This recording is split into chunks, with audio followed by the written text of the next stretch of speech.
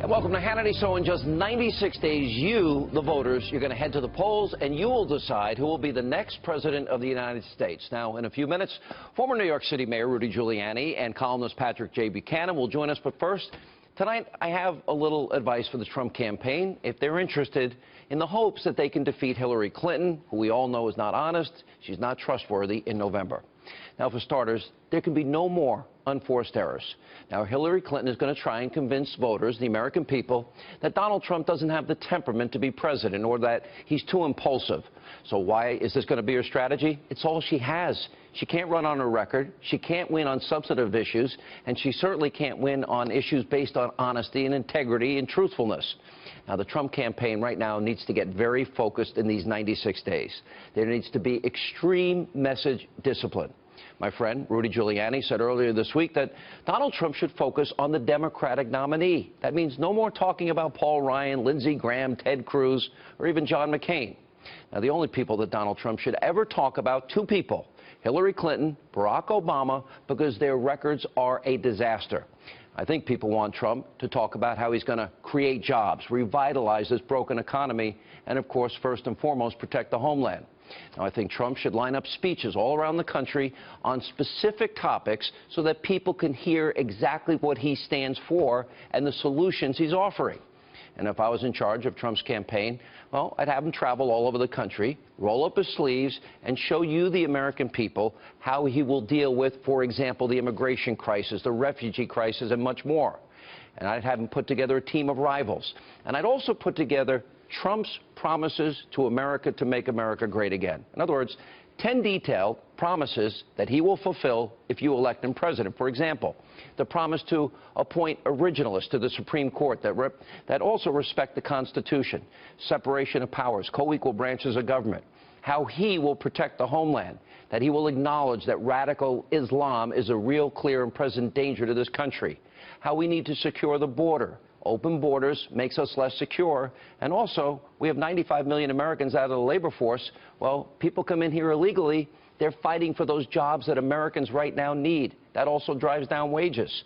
I also want him to talk about the refugee program, how it has to be safe, that we can't gamble with you, the lives of you, the American people, how he's going to fix America's broken economy and get people back to work, and certainly add some type of discipline, fiscal discipline in Washington. The need for energy independence. He can compare and contrast his plan on energy, which is to expand coal mining, expand nuclear technology, drilling and fracking, versus Hillary. She wants to put coal miners out of work, coal mining businesses out of business. And that also brings us to the issue of education. First and foremost, we pay more per student per capita than any other country, but yet we have the worst results. Send education back to small towns and cities and let the people decide how to best educate their own kids. Also, Donald Trump should explain what it means to have a better trade deal. And Donald Trump should explain that we have a promise made to America's vets, and he's going to fix our broken VA system. In other words, he's going to put America first in all decisions. And that's not all. When it comes to these presidential debates, these could be the most consequential in American history. Now, Hillary Clinton probably has an army, I'm guessing, of advisors helping her to prep probably right now. Trump needs to do the same. 96 days is going to fly by. The Clinton campaign, they'll pounce on every distraction, and of course they have the mainstream media in their back pocket. So my advice, Trump and his campaign, they need to be more than prepared. This election is way too important. We cannot afford a third term of Barack Obama and his failed policies. Here with reaction, former New York City Mayor, a friend I just quoted, Rudy Giuliani. I'm reading all these headlines today. An intervention is happening. Oh, my gosh. They're thinking of replacing. None of that's true. None of that is true at all. He never mentioned he wants to use nuclear weapons. That was another false story. I talked to 3 people in the room during that meeting. Yes, of course not. I mean, all this is created by the media that is out to get him. You know, each year it gets worse. The one after Romney, this is the worst I've ever seen. Yeah, I agree. I mean, they are going after him. They're taking things, you know, the whole con incident. Well, Hillary Clinton lied to Gold Star mothers. She lied about the circumstances under which their children died. There was 60 times as much coverage. That's not a big a deal? Well, I think it is. Or at least that's big a deal. But doesn't it show how Trump is not fighting Hillary, he's fighting Hillary in a very biased media? Or on the front page of today's New York Times should have been the picture of John Kerry bowing to the Iranian... Let me hold it up while you're talking right about this. He's actually bowing. Now, again, and I want to get to the ransom issue. If you look right in here... He's bowing. There's the man he's John bowing Kerry. to is a murderer. Right there. He's a murderer. He's a terrorist. He has American blood on his hands. Yeah. The Quds Force killed Americans. There are a lot of Gold Star mothers in the United States who were killed by Iranians under his leadership. And he's bowing to him. Bowing to him. That's what Obama's done the whole time. Apologize for America. To me, this is the logo of the Obama administration. Bowing to dictators and bowing to terrorists. And this is what I was saying about Hillary. She can't talk about Libya. She can't talk about Iraq. She can't talk about Syria. She can't talk about ISIS, the JV team. She's going to talk about the $400 million that was laundered. I mean, I can't tell you how many statutes it violates. You know, we did this a long time ago. Yeah. The Emergency Economic Powers Act. Complete violation of it. Wait, so the cargo plane that picked up money from the Netherlands and Switzerland and put in francs and euros and I assume U.S. dollars that they flew in, what would happen if I did something like that? You would be arrested immediately. First of all, you can't take $10,000 out of the bank without filing a form. I haven't seen the darn form. Never take out $9,000 or they think you're a drug dealer. No. There's no question it's a prohibited money laundering transaction. Right. And not only that, forget that, they also hid it from the American people. These are the sneaky, they're not just liars, they're also sneaky. The most transparent administration is the least transparent administration in history. This was a very important deal to the world, and they lied about it. And we got Kerry bowing down to Iran. You were the first to say, and when you said it, it clicked. He can't talk about Paul Ryan anymore. Paul Ryan is annoying as hell, as is Lindsey Graham and John McCain. I can say it. You can say it. Yep. It's very frustrating. I understand his frustration. He's got to focus on two people, Hillary and Obama. And then he should let his surrogates, all those like me who support him. People like me? Christie, Newt Gingrich, Mike Huckabee. Right. They do a real good job defending him.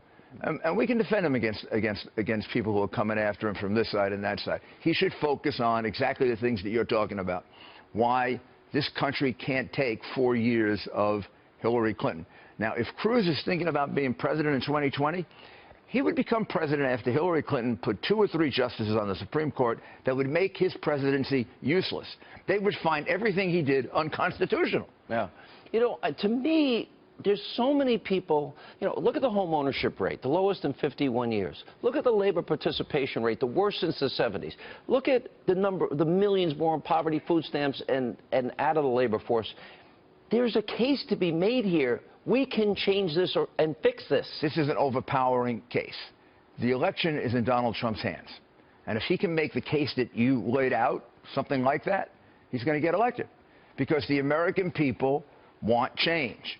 The most powerful slogan in any campaign, because it's time for a change.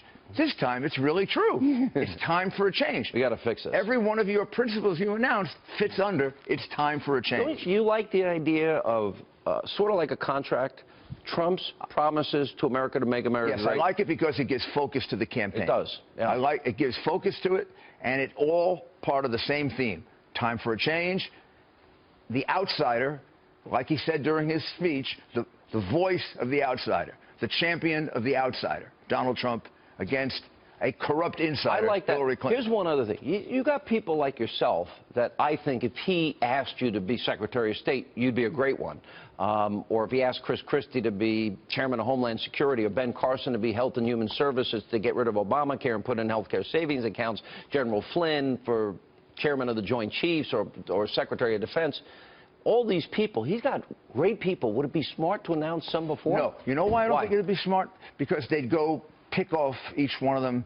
And one by one? Yeah, and if the guy was absent from school for 2 days, they'd make a big deal out of it. And, you know, I think it is a good idea to sort of suggest and name some people. These are that you're interested in. These are the kinds of people I would look at. I'm not going to make a choice until after I'm elected, but these are the kinds of people. But it's going to be obvious because you're going to be on the campaign trail. Chris is going to be, Newt's going to be, General Flynn's going to be, Mike Huckabee's going to be.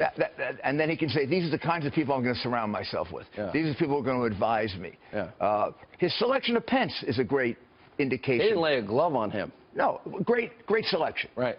He picked a guy, great governor, great congressman, actually successful businessman, got everything. He was even a radio talk show host. I don't know what that says about my future, right? Yeah, but I have one last thought for you.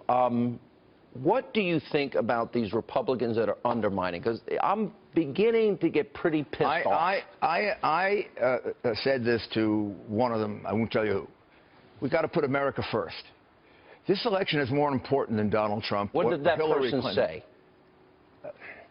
They sort of hemmed and hawed. I said, look, 4 years from now, if we have a Hillary Clinton presidency, first, she's going to go immediately to the left when she gets elected, because she's going to start worrying immediately about a challenge from the left by Elizabeth Warren. Right. We're going to go further left than under Obama. Health care will be ruined. We're going to ruin health care. Mm-hmm. We're going to be a European socialist country. And most importantly, we're going to have Supreme Court justices who undermine our constitutional form of government. And the next president will be able to accomplish very little. So for all those Republicans that are all nervous today, you're telling them, like I said on my radio show today, calm down. We got a long way to go. Yeah, calm down. Yeah. You got a man you can talk to. You got a man that's rational. You got a man that is basically on your wavelength. He's basically, maybe not 100%. Look, you and I disagree with him over one or two things, but he's basically on our wavelength. You yelled at me once when we were debating abortion. You nearly ripped my head off. but he's basically on our wavelength. I agree. They can talk to him about lowering the size of government, reducing taxes, getting a lot stronger with regard to Islamic terrorism, which isn't hard, by the way. Perspective. It's against his nature to not fight back. And in that sense, we're saying, look, there's only so many people in my life I can fight at one time. So sometimes I got to say, all right, I'll put that one off for another day. I mean, all this stuff about Putin and Russia, you know Donald, I know Donald. You think he's going to let Putin push him around? No. any more than he lets anybody push him around. Well, Putin will push Hillary around because I believe Putin has the emails. That's what I think. I think so. If they don't, then they're not as good as everybody thinks they are. All right, Mr. Mayor, thank you. Thank you.